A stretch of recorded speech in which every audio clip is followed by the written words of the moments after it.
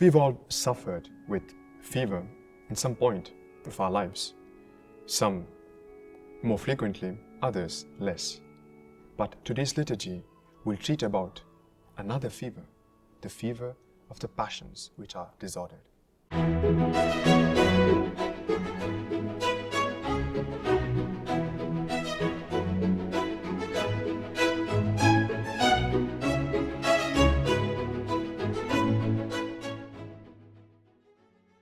Dear brothers and sisters, Salve Maria. In today's liturgy, Wednesday of the 22nd week in Ordinary Time, we have a continuation in today's Gospel, the Gospel from yesterday's, where our Lord was in the synagogue exorcising a demon, a man who was possessed. So our Lord leaves the synagogue after doing an act of exorcism. Now, after leaving the synagogue, he comes to the house of Simon Peter, where Simon Peter's mother-in-law was afflicted with a severe fever. Here are the words from today's Gospel. After Jesus left the synagogue, he entered the house of Simon. Simon's mother-in-law was afflicted with a severe fever, and they interceded with him about her. Here comes the secret sauce of today's Gospel. He stood over her, rebuked the fever, and it left her. We heard the words in today's Gospel. Our Lord Jesus Christ rebuked the fever. A question arises. Why does our Lord Jesus Christ rebuke, threaten the fever? He could have just cured the fever. Fever, of course, is just an illness, isn't it? But in today's Gospel, it has a special meaning for each and one of us. Fever, my dear brothers and sisters, as commented by the Fathers of the Church in today's Gospel, is a symbol of the passions of man, which are unordered, disordered, unruly. These passions, which we all suffer with because of the original sin committed by our first parents. About these passions, we have St. Paul in one of his letters commenting, I end up doing the bad which I do not desire. I'm not able to do the good which I desire. The cause for this dichotomy in our soul is because of these passions which are disordered. But how do we get rid of these passions? Or at least, how do we govern them? Our Lord Jesus Christ himself gives the lesson by rebuking the fever. Dear brothers and sisters, when we are in a situation where some passion of ours is overruling us, dictating the way we live, these passions which move us away from God have to be rebuked with all violence. Of course, as seen in today's Gospel, we could not do this. We cannot do this without the help of our Lord Jesus Christ.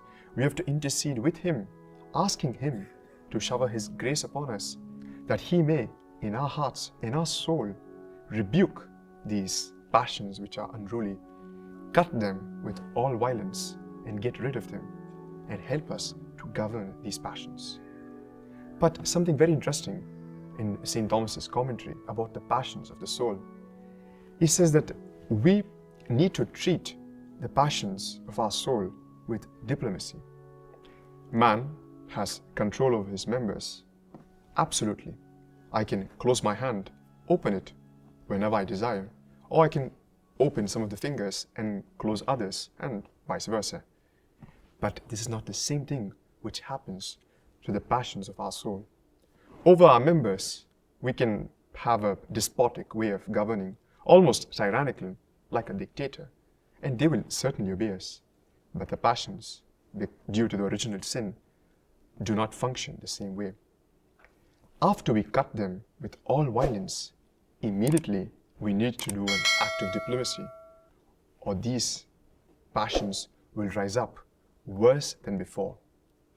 We have the continuation of today's Gospel, which gives us the lesson that how we should treat these passions with diplomacy.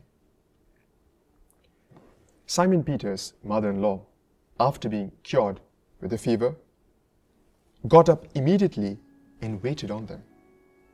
Pay attention to the word immediately. She was cured and immediately raised up and started serving our Lord Jesus Christ and those who were present there. This, my brothers and sisters, is the cure, is the solution of how we should act diplomatically with our passions. After we cut our passions which are disordered, we have to immediately satisfy these passions with another way, which is serving others.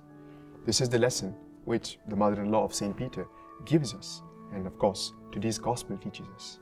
If we really, truly desire to cure our soul from this evil of the passions which are disordered, unruly, and desire to govern them so that they do not move us away from God, brothers and sisters, firstly, we have to pray to our Lord Jesus Christ, beseech through His Holy Mother that He may cut these passions with all violence, and immediately we have to put ourselves with all generosity to serve one another.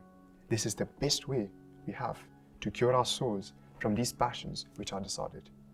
May the Almighty God bless you, the Father, the Son, and the Holy Spirit. Amen. Salve Maria. If you like this video, press the like button and leave a comment below. Don't forget to subscribe to the channel and activate the notification bell so you won't miss any of our videos.